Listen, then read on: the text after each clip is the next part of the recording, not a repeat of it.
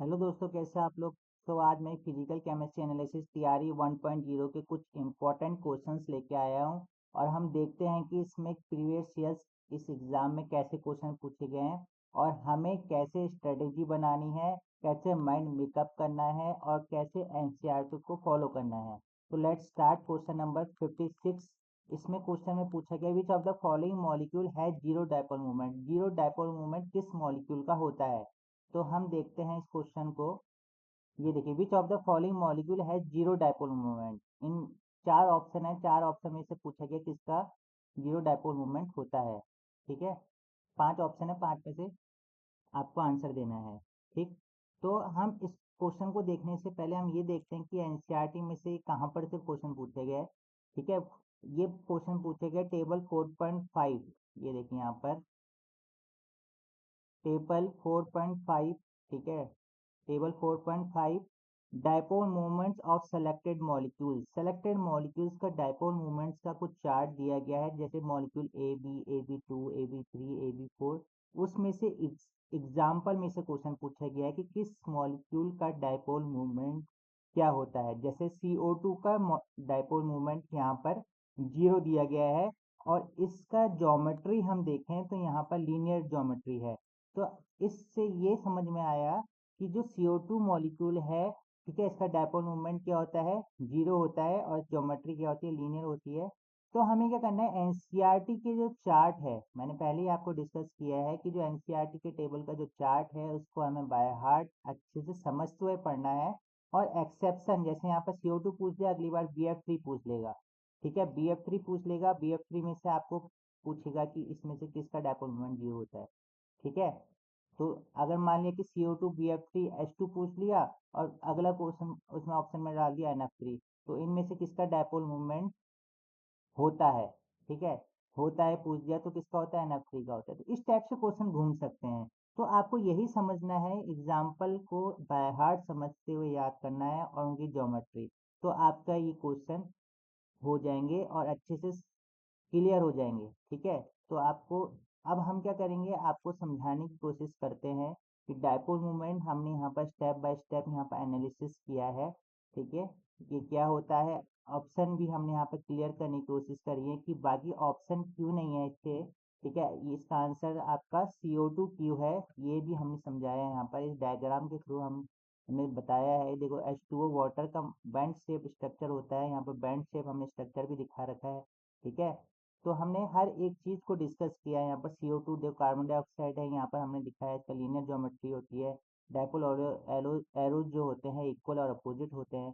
तो इस टाइप से हमने बताया है कि नेट डायपोल इसमें जीरो होता है, ये हमने चार्ट के थ्रू भी समझाया है। ठीक है, किसी डायपोल मोमेंट की ट्रिक बताने के लिए सिमेट्री कैन क्या आता है, याद करने के, symmetry cancel dipole. If molecule symmetrical it's dipole क्या होगा, कैंसिल हो जाएगा, जीरो डायपोल मोमेंट हो जाएगा। इस टाइप से हमने ट्रिक बनाई है और ये स्टेप बताया कि कैसे मॉलि आप पता लगाएंगे कि मॉलिक्यूल पोलर है कि नहीं है।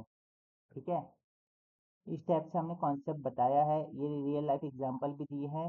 ठीक है, यहाँ पर हमने डायग्राम भी बताया है कि डायपोल मूवमेंट क्या होता है, कैसे डायपोल मूवमेंट जीरो होता है। ठीक है, और किसी का डायपोल मूवमेंट नेट कैसे होता है, तो यहाँ पर बता रखा है।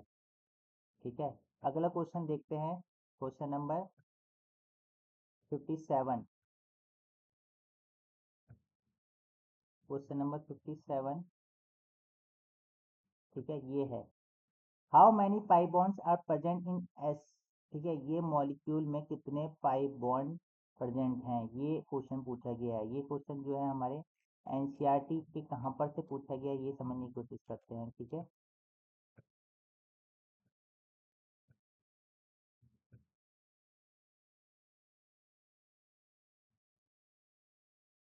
देखो, ये जो आपकी ये जो है, मैं आपको एक चीज बता देता हूँ क्लियर। जो पहले तो आपको पता नहीं चाहिए, कोवलेंट बॉन्ड।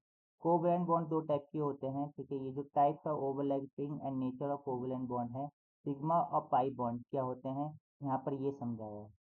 ठीक है, ये कॉन्सेप्ट यहाँ पर समझाया है। फिर इसके बाद आपको समझाया है एग्जाम्पल के थ्रू। ठीक है, ये हाइब्रिडाइजेशन, हाइब्रिडाइजेशन से भी क्वेश्चन पूछते हैं। ठीक है, जैसे यहाँ पर क्वेश्चन है इथीन का। कि इथीन में सिग्मा अब पाई बॉन्ड कैसे बन रहा है। ठीक है, ये इथीन का एग्जांपल है।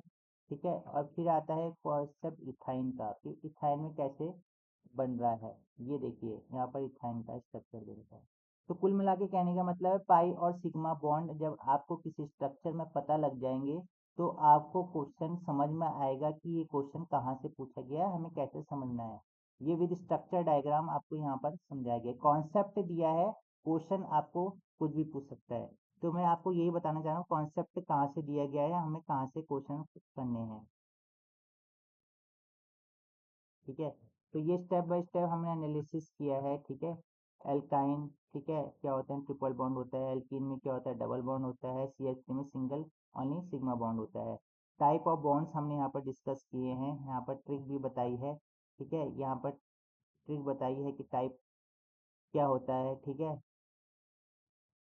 ये देखिए flow chart, how to count pi bonds in a molecule, pi bond कैसे हम किसी मॉलिक्यूल में काउंट कर सकते हैं। ये देखिए सिग्मा और पाई बॉन्ड के यहाँ पर हमने स्ट्रक्चर के थ्रू यहाँ पर एग्जांपल हमने दिया है कि सिग्मा बॉन्ड कहाँ पर है, डबल बॉन्ड कहाँ पर है। ठीक है, निमोनिक ट्रिक्स भी बताइए यहाँ पर। ठीक है, यहाँ पर भी डायग्राम के थ्रू सिग्मा पाई बॉन्ड समझ सकते हैं।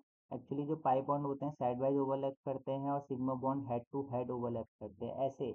ये हेड टू हेड ओवरलैपिंग होती है सिग्मा बॉन्ड की। ठीक है, पाई बॉन्ड का मतलब होता है side wise overlapping, side wise कोई चीज अगर ओवरलैप करी तो वीक होगा बॉन्ड, अगर कोई आमने सामने से कोई चीज को पकड़ रहा है तो वो बॉन्ड स्ट्रांग होगा। इसलिए जो सिग्मा बॉन्ड होता है स्ट्रांग होता है, इसको इजीली ये टूट नहीं पाता, हमें हीट देनी पड़ेगी तभी टूटेगा। पाई बॉन्ड क्या होता है, बहुत वीक होते हैं, बहुत वीकली जुड़े रहते हैं क्योंकि साइड बाइज ओवरलैपिंग है। तो इसलिए क्या होगा, हम हल्की सी हीट देंगे तो टूट जाएगा। तो कहने का मतलब ये है कि सिग्मा बॉन्ड को हाई टेम्परेचर चाहिए बॉन्ड को तोड़ने के लिए, पाई बॉन्ड को ऐसी कोई नेसेसिटी नहीं है। इसलिए सिग्मा बॉन्ड स्ट्रांग होते हैं और परमानेंट होते हैं, पाई बॉन्ड वीक होते हैं। ठीक है, ये क्वेश्चन ही पूछ लेता है इस स्टेप से। तो ये आपको इस स्ट्रक्चर के थ्रू ये सब चीज़ समझ में आ जाएगी। ठीक है, ये डायग्राम हमने यहाँ पर ओवरलैपिंग टाइप बता रखा है, ये SS, ठीक है, सिग्मा बॉन्ड है। ये SP सिग्मा बॉन्ड है, ये PP सिग्मा बॉन्ड है, और ये PP side wise pi bond है। तो पाई बॉन्ड क्या होते हैं, हमेशा साइड वाइज ओवरलैपिंग करते हैं। अगर यही पाई बॉन्ड हम अगर ऐसे कर दें, सामने कर दें, तो ये क्या होगा, सिग्मा बॉन्ड बन जाएगा, क्योंकि सिग्मा बॉन्ड क्या करते हैं हमेशा हेड टू हेड मतलब आमने सामने ओवरलैपिंग करते हैं। ठीक है, इस टाइप से आपको कॉन्सेप्ट को समझना है और ऐसे ही आपको चीज़ें समझनी है, एनालिसिस करनी है। ऐसे ही हमारे साथ बने रहिए। Thank you, have a nice day.